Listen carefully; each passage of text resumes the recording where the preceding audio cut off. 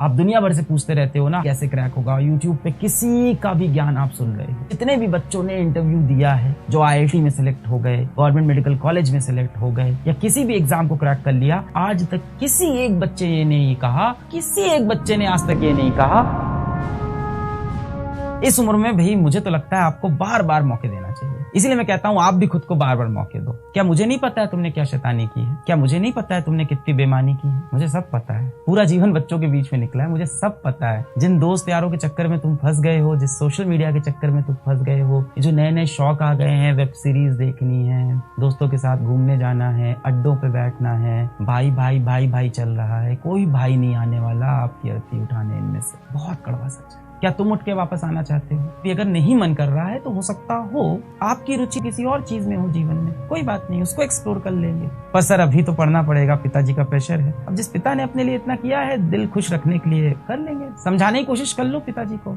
समझ जाए तो अच्छा है। हमारे तो नहीं समझे, मैंने बहुत कोशिश की थी, तो मैं शिक्षक बन गया। मेरे पिताजी ही नहीं समझे थे, तुम्हारे कैसे समझेंगे? मुश्किल है बहुत उनको समझाना। उस जनरेशन में इंसान चला जाता है, समझना बहुत मुश्किल होता है। जनरेशन गैप होता है, कहीं ना कहीं आप ही का भला चाहते हैं, ऐसा नहीं है, तरीके थोड़े गलत हो जाते हैं। कि कोई भी बच्चा हो, कितनी भी बदमाशी करे, कितनी भी शैतानी करे, कितना भी भटक जाए पथ से, कितनी भी गाली गलौज करने लगे, किसी भी तरह की हरकतों में फंस जाए, अड्डेबाजी में चला जाए, इंस्टाग्राम के चक्कर में फंस जाए, हमें लगता है कि वो दिल से तो सच्चा है, उसका इंटेंट तो अच्छा है, करना वो असल में अच्छा चाहता है। कहीं ना कहीं जीवन ने उसका साथ नहीं दिया, कहीं ना कहीं समाज के इन शैतानों ने उसको भटका दिया। तो मेरा ये कर्तव्य है, मैं उसको एक और मौका दूं, एक और मौका दूं, एक और मौका दूं, एक और मौका दूं, एक और मौका दूं और देता रहूं। एक ना एक दिन उसको भी रियलाइज हो जाएगा कि असली दुनिया कहीं और। जितनी भी सुविधाएं मिले बेटा उसका इस्तेमाल करो अच्छे से।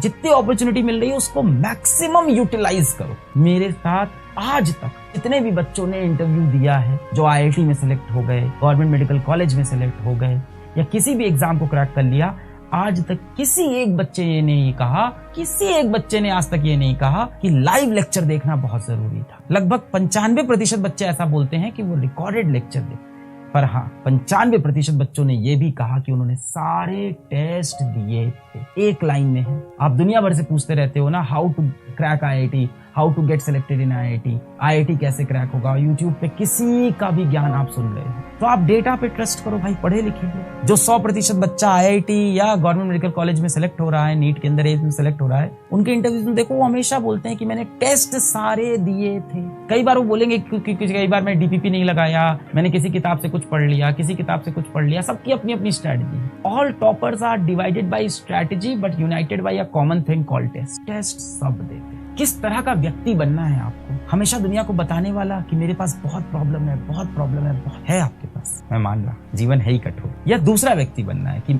अपनी इस प्रॉब्लम को मैं इस तरह से सॉल्व करूंगा, अपनी इस प्रॉब्लम को मैं इस तरह से सॉल्व करूंगा। सोल्यूशन हर चीज का है, बात आती है अब आपकी ईमानदारी की वजह से। अभी तक जितनी गलतियां हुई उन पे मट्टी डालते हैं, गलतियों को सुधारते हैं, वापस आते हैं, इन सारी चीजों का इस्तेमाल करते हैं और वापस अपने लक्ष्य की तरफ देखते हैं। पर मैं आज जाने से पहले फिर बोलूंगा, उसको एक और मौका दूं, एक और मौका दूं, एक और मौका दूं, एक और मौका दूं, एक और मौका दूं और देता रहूं।